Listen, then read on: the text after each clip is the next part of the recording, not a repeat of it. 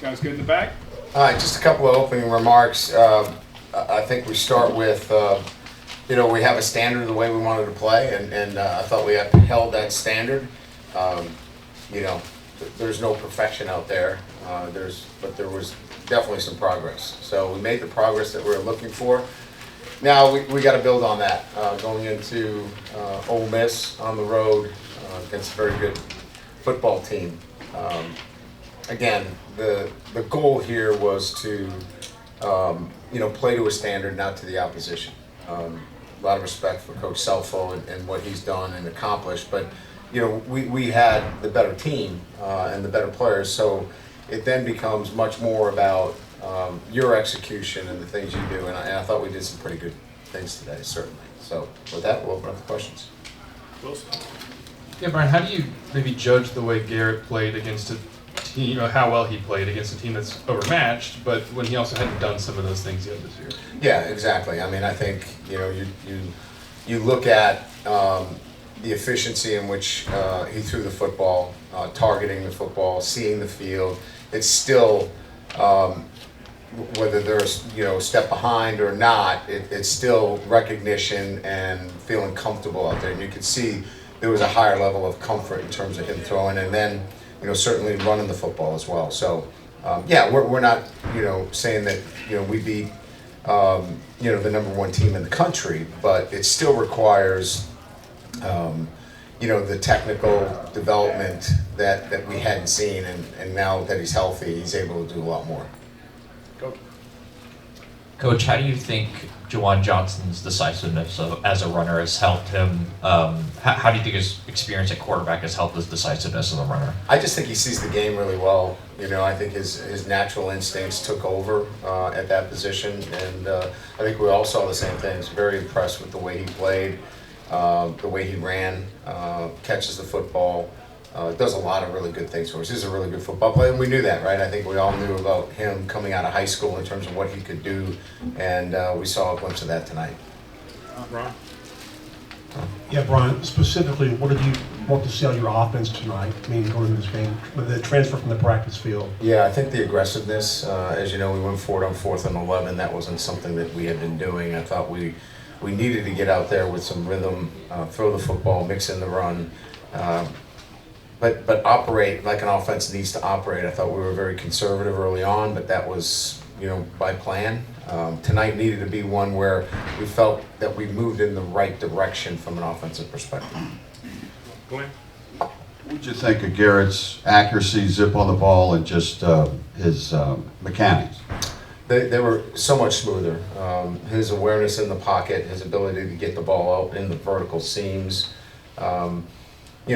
Very easily could have hit a post for a touchdown, a couple of very challenging catches. I think we only had one ball really that we didn't hook up with Nick Anderson on a comeback to the field, and they weren't on the same page. Other than that, I thought his ball placement was really good.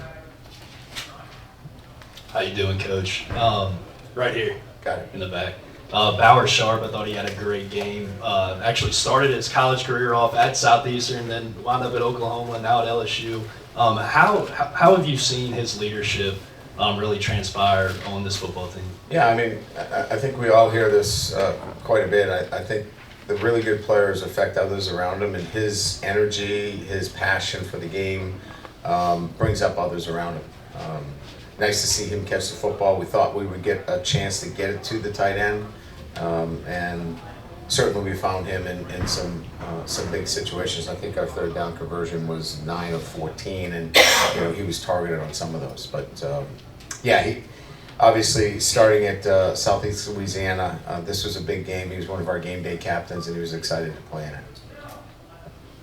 Coach, our first time seeing Michael Van Buren on the field this year, him and Garrett tonight, they spread out the ball. You had 7 different Tigers hit the end zone. What can you say about decision making and just maybe your offense turning the page this year? Yeah, I was pleased with Mike tonight. I thought there was a couple of zone reads that, if I want to be really critical, but I thought he threw it on really good tempo and balance.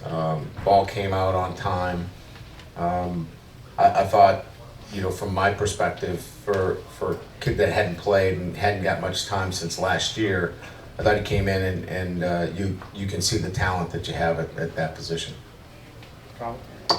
You talked a lot about confidence in the past. What does a game like this do for the confidence of not only your offense, but your defense as well?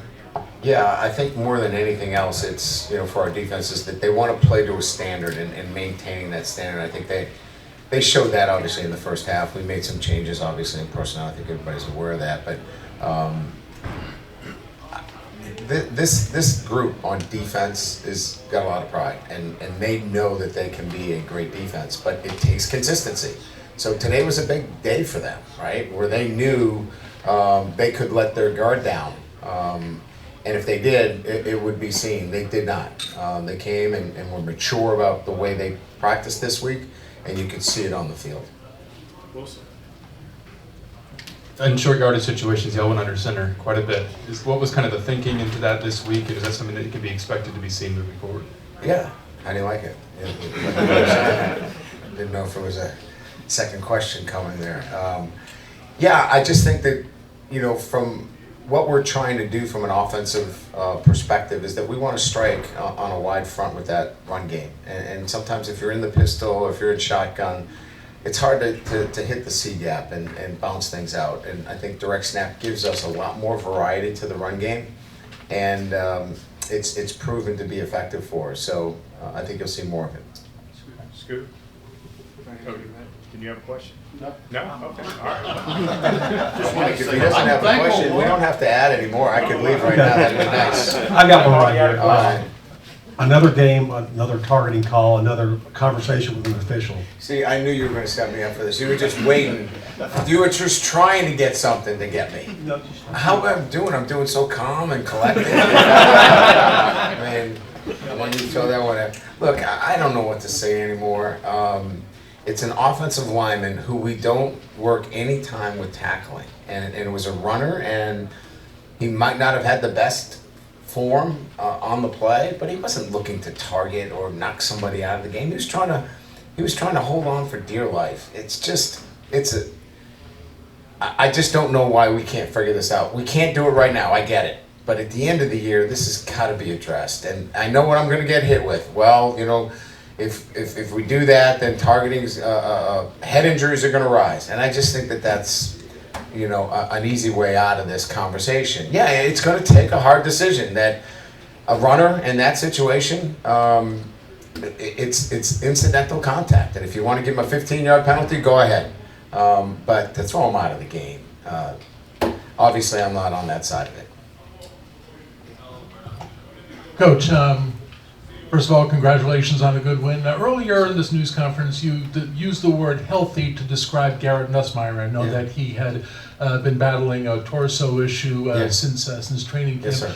Would you describe him right now as 100%? And if not, do you expect him to be 100% for the Ole Miss game next weekend? Yeah, I'd say that, we had talked about during the week that he was on the other side of the injury and he felt really good. And that's why, we actually ran him a little bit. He felt good running the football. And we knew during the week that he was healthy just by the way he was throwing the football. So, yeah, I would say that that's the version that you'll get the rest of the year. Glenn. You guys rotated quite a bit on the offensive line Yes, we today did. with Cohen and Yep. Carius Kern, DJ Chester. Just what did you like about some of the guys that were able to rotate in? We're just trying to create a new line of scrimmage, and we're very demanding with that group in terms of creating a new line of scrimmage. And, we're evaluating our offensive linemen after contact. I mean, it's easy to line up. You shouldn't jump offside. You need to stay locked in. You need to know who to get and how to get them. But at the offensive line, there's contact. What are you doing after contact? And that was a big point of emphasis today. We were giving guys an opportunity to show us how well that they were going to play after initial contact. Got time for two more, John. I got two if I could. Coach, I noticed Caden Durham limped a little bit at the end of the second quarter off the field. Is he doing okay? Yeah, we'll find out. We'll get an MRI. The first I heard was an ankle sprain, but we like to check those things out. So we'll get probably an MRI and make sure everything's good, or a full scan tomorrow, and then we'll have a better report on him. Thank you. And then red zone 6 of 6, fourth down 3 of 3, and then very efficient on third down as well. Just what was different about the execution and the key moments in this game today?